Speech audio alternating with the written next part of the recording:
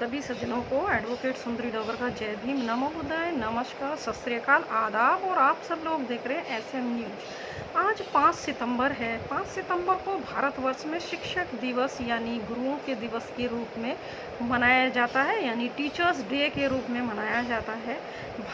आज के दिन को भारतवर्ष में गुरुओं के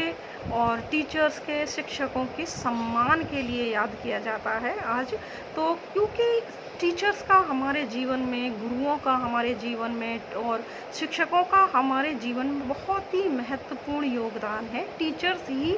हमें जीवन के सभी मूल्यों को समझाते हैं। इसलिए आज सब पूरे भारतवर्ष में आज के दिन को, 5 सितंबर के दिन को जो है टीचर्स यानी गुरुओं के रूप में मनाया जाता है। आज के ही दिन जो है भारतवर्ष के दूसरे नंबर पर जो भारतवर्ष के राष्ट्रपति बने थे, डॉक्टर राधाकृष्ण सर्वपल्ली के जन्मदिन को भी मनाया जाता है। यानी उनके जन्मदिन को टीचर्स के दिवस के रूप में, यानी शिक्षक दिवस के रूप में मनाया जाता है। ये जो टीचर्स का जो दिवस है, यानी जो शिक्षक दिवस है, इसकी शुरुआत 5 सितंबर 1962 में की गई थी, जब डॉक्टर राधाकृष्ण सर्वपल्ली के कुछ मित्रों ने ये कहा था कि हम आपके जो है जन्मदिन मनाना चाहते हैं, हम आपको जन्मदिन का सेलिब्रेट करना चाहते हैं। तो तब डॉक्टर राधाकृष्ण सर्वपल्ली ने कहा कि अगर आप लोग जो है मेरा जन्मदिन मनाना चाहते हैं तो आज के दिन को जो है टीचर्स के सम्मान के लिए मनाया जाए, यानी आज के दिन को शिक्षक दिवस के रूप में मनाया जाना चाहिए। तो यहाँ सवाल पैदा होता है कि 5 सितंबर को डॉक्टर राधाकृष्ण सर्वपल्ली के दिवस के रूप में क्यों मनाया जाता है? आज तक भारतवर्ष के लोगों को ये समझ में नहीं आया है कि डॉक्टर राधाकृष्ण सर्वपल्ली का शिक्षा के क्षेत्र में क्या योगदान था। तो मैं यहाँ पूछना चाहती हूँ कि उनका शिक्षा के क्षेत्र में भारतवर्ष की जो छात्र हैं उनके लिए क्या योगदान रहा। और दूसरा, उन्होंने डॉक्टर राधाकृष्ण सर्वपल्ली ने भारतवर्ष में कितने स्कूलों की स्थापना की, जबकि जो उनके छात्र जो उनके अंडर में पीएचडी, यानी उनके जो शिष्य था जो पीएचडी कर रहा था, यानी यदुनाथ ने उनके ऊपर मान्य न्यायालय में 20,000 का केस योजित किया था कि इन्होंने डॉक्टर राधाकृष्ण पल्ली ने जो है उनकी थीसिस जो उन्होंने पीएचडी करने के लिए सबमिट की थी, उसको जो है उसके सेकंड, यानी भारतीय दर्शन के सेकंड उनका जो पार्ट था, उसको, उनके साहित्य को उन्होंने डॉक्टर राधाकृष्ण पल्ली ने जो है चोरी किया है, ये इनके ऊपर आरोप लगा था। तब बाद में डॉक्टर राधाकृष्ण पल्ली ने भी यदुनाथ के ऊपर जो है 1 लाख का मानहानि का दावा न्यायालय में किया था। जब इन दोनों के बीच में मान्य न्यायालय में वाद योजित था, तो तब इनके बीच में जो है एक सेटलमेंट हुआ, और वो सेटलमेंट जो है वो आरएसएस के प्रमुख ने इनके बीच में कराया। डॉक्टर राधाकृष्ण पल्ली और यदुनाथ के बीच में जो है सेटलमेंट कराया। उसकी सारी डिटेल्स जो है काफ़ी किताबों में तो नहीं मिलेंगी और अन्य जगह आपको मिल जाएंगी, क्योंकि यदुनाथ का जो कहना था वो ये कहना था कि मैंने जो अपनी थीसिस लिखी थी वो मैंने डॉक्टर जो है राधाकृष्ण के जो 3 जो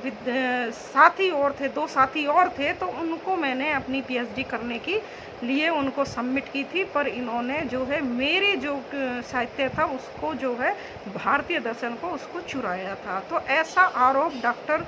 राधाकृष्ण पल्ली पे लगा और बाकायदा केस चला, बाकायदा दोनों के बीच में सेटलमेंट हुआ केस को लेकर। 19वीं सदी में अब मैं बात करती हूँ कि इस दिवस को जो है आज जो है 5 सितंबर का जो शिक्षक दिवस है उसको हमें मनाना चाहिए महात्मा ज्योतिराव फूले और फातिमा बेग और माँ सावित्री बाई फूले के लिए हमें ये जो है शिक्षक दिवस उनको याद करते हुए, उनको सम्मान देने के लिए, उनको सम्मान देते हुए हमें ये दिवस जो है मनाना चाहिए। ये आज का दिवस उनके लिए हमें समर्पित करना चाहिए, क्योंकि जब 19वीं सदी में भारतवर्ष में जब 19वीं सदी में चारों तरफ स्त्रियों को कोई अधिकार नहीं था, चारों तरफ अशिक्षा थी, छुआछूत फैला हुआ था, सती प्रथा थी, बाल विवाह प्रथा थी और विधवा विवाह प्रथा थी, यानी अनेक तरह की जब कुरीतियाँ पूरे समाज में भारतवर्ष में फैली हुई थी, तब इन कुरीतियों के खिलाफ जो है माँ सावित्री बाई फूले, माँ फातिमा बेग और राष्ट्रपिता महात्मा ज्योतिराव फूले जी खड़े हुए और इन्होंने जो है सबसे यानी पूरे भारतवर्ष में जो है 18 स्कूलों की स्थापना, बालिकाओं की शिक्षा के लिए जो है 18 स्कूल की स्थापना करी। जबकि माँ सावित्री बाई फूले का विवाह जब राष्ट्रपिता महात्मा ज्योतिराव फूले जी के साथ हुआ था, तब उन्हें कोई वो शिक्षित नहीं थी। उनको सबसे पहले जो है ब्राह्मणवादी व्यवस्था को लात मारकर, ब्राह्मणवादी व्यवस्था को धिक्कार कर राष्ट्रपिता महात्मा ज्योतिराव फूले जी ने माँ सावित्री बाई फूले को शिक्षित किया, उन्हें पढ़ाया और उन्हें पढ़ाने के बाद में जो है स्कूलों की स्थापना की। सबसे पहले 1848 ईस्वी में महाराष्ट्र के पूना में जो स्कूल की स्थापना की गई, वो राष्ट्रपिता महात्मा ज्योतिराव फूले, माँ सावित्री बाई फूले और के तत्वाधान में की गई। और माँ फातिमा बेग ने भी जो है जो ये कुरीतियाँ थी, जो भारतवर्ष में कुरीतियाँ फैली हुई थी, तो उन कृतियों को भी धिक्कारते हुए, उनके से संघर्ष करते हुए जो है बच्चों को शिक्षण पठन पाठन का काम शुरू करा और सामाजिक कुरीतियों को भी मिटाने के लिए उनके खिलाफ खड़ी हुई। जब माँ सावित्री बाई फूले जो है चारों तरफ शिक्षा का पठन पाठन का कार्य कर रही थी, विद्यार्थियों को पढ़ाने के लिए जाती थी, तो उनके ऊपर जो है ये ब्राह्मणवादी व्यवस्था में फल फूल रहे जो लोग थे, वो लोग इन्हें पत्थर और गोबर से इनके ऊपर गोबर फेंक दिया जाता था, इनके ऊपर पत्थरों से वार किए जाते थे। माँ सावित्री बाई फूले अलग एक जोड़ी कपड़े लेकर जाती थी, जब उनके ऊपर वो गोबर फेंक दिया जाता था तो वो स्कूल में जाकर वो अपने कपड़े बदलती थी। लेकिन उन्होंने इन सारी कुरीतियों को धिक्कारते हुए, ब्राह्मणवादी व्यवस्था के अस्तित्व में लात मारते हुए उन्होंने अपना कार्य जो है अपने दिशा पर करती रहीं। वो इन कुरीतियों के खिलाफ वो लड़ती रहीं। जहाँ ब्राह्मणवादी माँ सावित्री बाई फूले, माँ फातिमा बेग और राष्ट्रपिता महात्मा ज्योतिराव फूले जी ने जो है ब्राह्मणवादी ग्रंथों को आग के हवाले कर दिया। ब्राह्मणवादी ग्रंथों को जो है इनको बिल्कुल कोरी कल्पना बताया और ये ब्राह्मणवादी ग्रंथ पूरी कोरी कल्पनाओं पर आधारित है। क्योंकि राष्ट्रपिता महात्मा ज्योतिराव फूले जी के साथ में जब एक घटना हुई थी, ब्राह्मणवादी जो उनके सह मित्र थे, उनके जो सहपाठी थे, उन्होंने उनके साथ में एक, क्योंकि राष्ट्रपिता महात्मा ज्योतिराव जो थे वो माली परिवार से थे, वो शूद्र समाज के थे, तो उनके साथ में भी जो है छुआछूत का उनके साथ आचरण किया गया। एक शादी में, उस शादी में से उनको निकाल दिया गया इन सनातनी ब्राह्मणों ने। तब इन्होंने राष्ट्रपिता महात्मा ज्योतिराव फूले जी ने अपने आप से एक प्रण किया कि मैं जब तक इस ब्राह्मणवादी सनातनी व्यवस्थाओं को मैं जो है आखिरी कील नहीं ठोक दूंगा, जब तक मैं चुप नहीं बैठूंगा। उसी के चलते हुए उन्होंने आगे चलकर माँ सावित्री बाई फूले के साथ जो है विवाह किया और विवाह के बाद में उन्होंने सब अपना सारा जीवन, अपना सारा संघर्ष,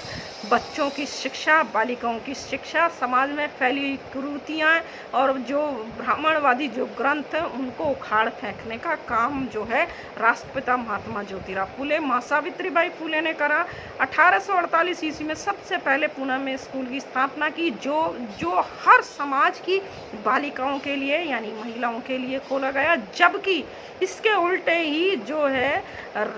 डॉक्टर राधाकृष्ण सर्वपल्ली जो है 5 सितंबर 1888 में इनका जन्म हुआ, जबकि इनके जन्म से पूर्व ही शिक्षा